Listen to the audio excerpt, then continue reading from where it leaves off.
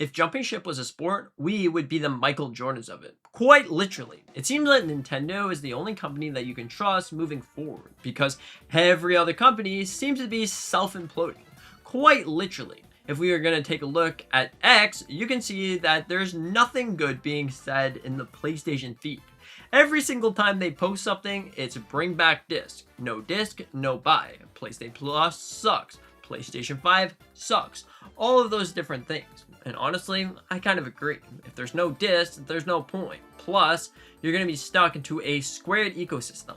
The reason why it works so good for PC players is because you have hundreds of different stores that you can go to actually buy a game. You're not just stuck on this one thing. If they get rid of disc, well then all of a sudden you are completely stuck. There's no more stores, there's no more ways to buy used games off a secondhand market, and all of those things. Now we have Microsoft over here imploding themselves yet again, or should we say, shooting themselves in the foot.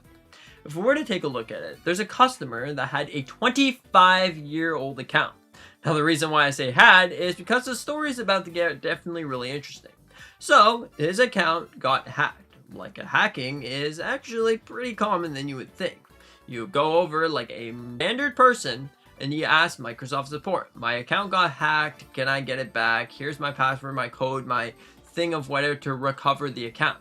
So they do that, and then they realize that yes, the account has been compromised. But instead of giving it back to this guy, they delete it. So there goes 25 years. 25 years of game purchases, photos, and also different data from things. They did this to apparently protect personal data.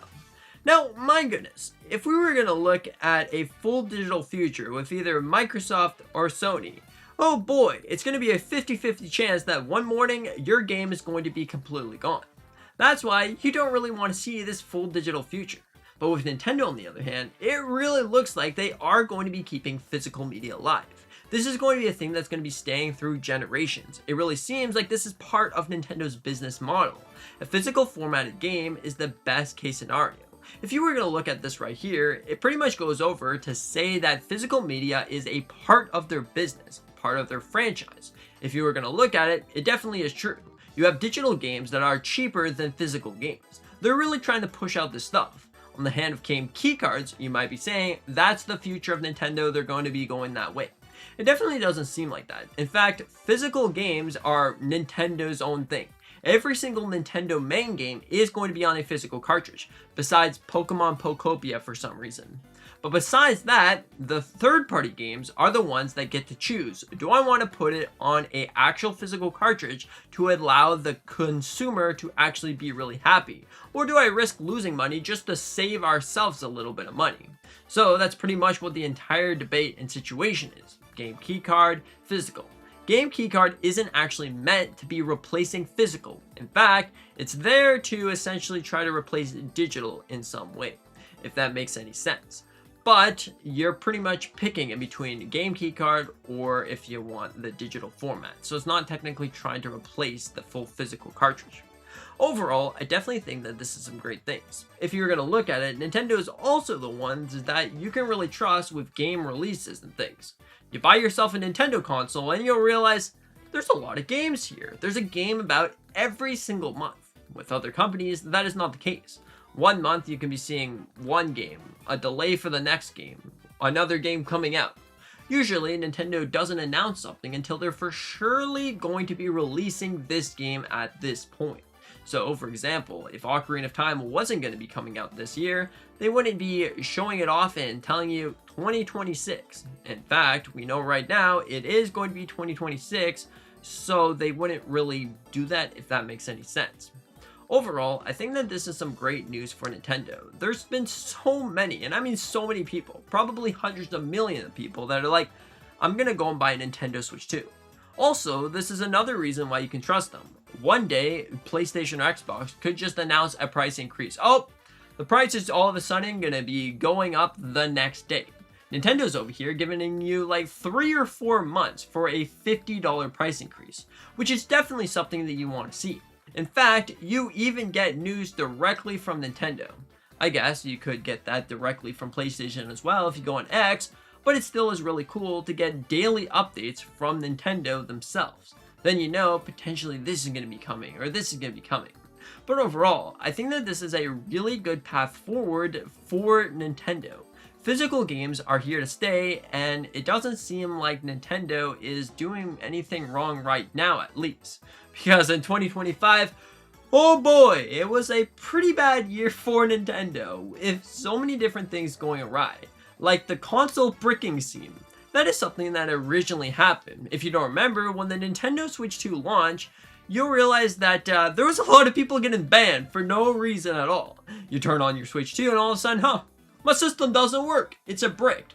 Or you went to the store and you picked up a used game. You put it in the console and then you're banned. Because there was this whole Meg Switch that was floating around that it was essentially a Nintendo Switch cartridge duplicator that allowed you to play the same game. So you could keep the one game that has the game on it and then sell it to the GameStop, and then he's going to sell that back to you and then you can get banned. So hopefully this doesn't happen anymore, because it definitely would be very disappointing. But I haven't really seen anything to suggest that they are still doing this. Of course, if you're planning to hack your system anytime soon, that is something that most likely will happen to you, so don't bother doing that. Of course, the whole consumer right policy should be applied to consoles. Overall, I definitely think that Nintendo is on the right path, the right track. Physical games are the best case scenario, because what happens in a full digital future when, let's just say, nothing exists? Then stores are gonna close, gaming stores, secondhand stores are gonna close. You can't sell your game if you don't like the game. You can't get extra money for that game. So like, it definitely sucks. Right now with Nintendo, if you wanted to, not everybody has a space for physical games, but if you wanted to, you can get rid of the box of the physical game if you're not planning to sell it or anything, because you might lose value, and you can just take every single little cartridge and throw it inside one little bucket. That is a way that you can do it to keep physical media alive.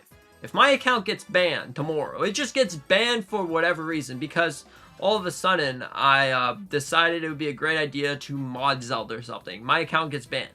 Well, if I have a full physical library, I can have every single game. Make a new account and I have all my games.